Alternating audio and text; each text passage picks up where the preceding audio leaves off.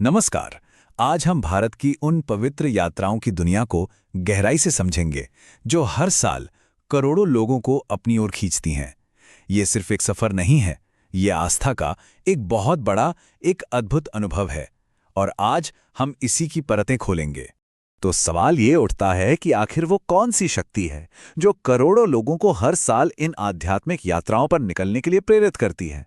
आज हम इसी प्रेरणा के पीछे के विश्वास, इसके हैरान कर देने वाले पैमाने और कुछ बहुत ही दिलचस्प रहस्यों को समझने की कोशिश करेंगे। चलिए सबसे बेसिक बात से शुरू करते हैं।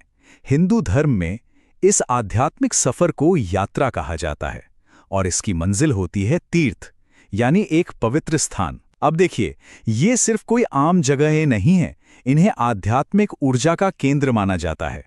ऐसी जगहें जहां यह माना जाता है कि ईश्वर और इंसान के बीच की दूरी बहुत कम हो जाती है। लेकिन कोई इतनी मुश्किल यात्रा करता क्यों है? असल में इसके पीछे कई गहरे मकसद हैं। सबसे पहला है दर्शन, यानी अपने इष्ट देव की एक झलक पाना।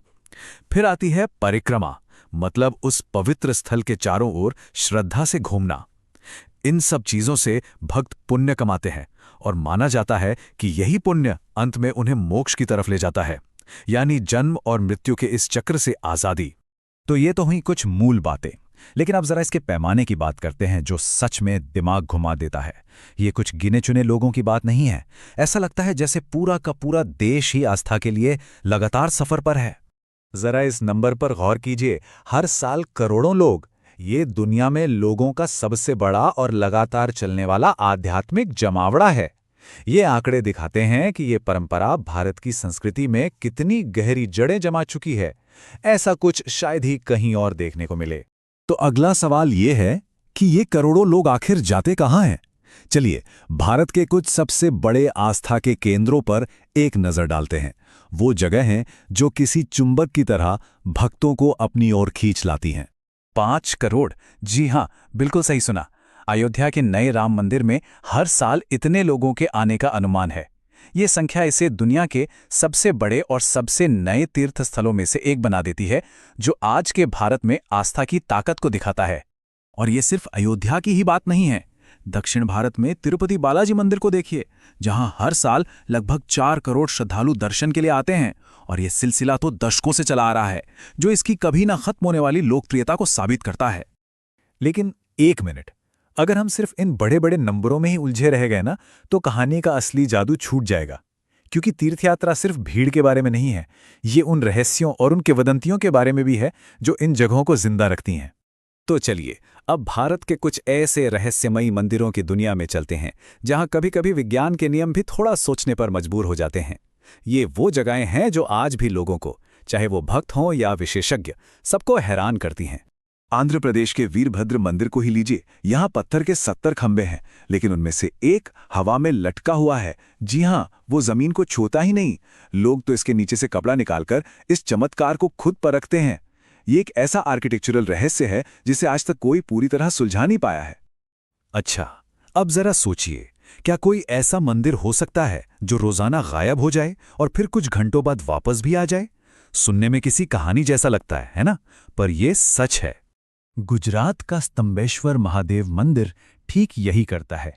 हर दिन जब समंदर में हाई टाइड यानी ज्वार आता है, तो यह मंदिर पूरी तरह पानी में समा जाता है। और फिर जैसे ही ज्वार उतरता है, मंदिर धीरे धीरे पानी से बाहर उभरता है। ऐसा लगता है मानो भगवान शिव खुद भक्तों को दर्शन देने का सही समय तय कर रहे हों। पर देखिए, ये मंदिर सिर्फ अकेली अलग थलग जगह नहीं है। ये अक्सर एक बहुत बड़े, एक दिव्य नेटवर्क का हिस्सा होते हैं। इन्हें पवित्र परिपथ या सर्किट कहा जाता है और ये पूरे भारत में फैले हुए हैं। मिसाल के तौर पर 4 धाम को ही ले लीजिए, जो देश के चारों कोनों को एक आध्यात्मिक धागे से जोड़ता है। या फिर 12 ज्योतिर्लिंग, जो भगवान शिव के सबसे पवित्र मंदिरों का एक नेटवर्क है। और देवी शक्ति को समर्पित 51 शक्तिपीठ भी हैं। ये सर्किट पूरे भारत को एक अदृश्य आध्यात्मिक डोर में पिरोते हैं। तो इन सब बातों से क्या समझ आता है? यही कि हम एक ऐसी परंपरा की बात कर रहे हैं जो हजारों साल पुरानी तो है, लेकिन आज भी उतनी ही जिंदा है। और मजे की बात यह है कि ये लगातार विकसित भी हो रही है, इवॉल्व हो रही है। एक तरफ देखिए मुंडेश्वरी देवी मंदिर, लगभग 2000 साल पुराना, और आज भी वहां पूजा होती है, सोचिए। और दूसरी तरफ है बिल्कुल नया 2024 में बना अयोध्या का राम मंदिर। ये दिखाता है कि ये यात्रा कभी रुकी नहीं, बल्कि समय के साथ ही नए नए रूप लेती जा रही है। तो कुल मिलाकर एक छोटे से पत्थर के श्राइन से शुरू हुई ये परंपरा आज पूरे देश में फैले एक विशाल नेटवर्क में बदल चुकी है। यात्रा करोड़ों लोगों के लिए विश्वास का एक अटूट आधार बनी हुई है। ये सिर्फ एक धार्मिक रीति रिवाज नहीं है, ये तो भारत की सांस्कृतिक और आध्यात्मिक पहचान का एक बहुत जरूरी हिस्सा है।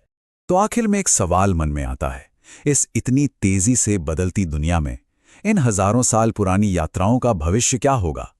ये एक बड़ा सवाल है और इसका जवाब शायद हमें वक्त ही देगा।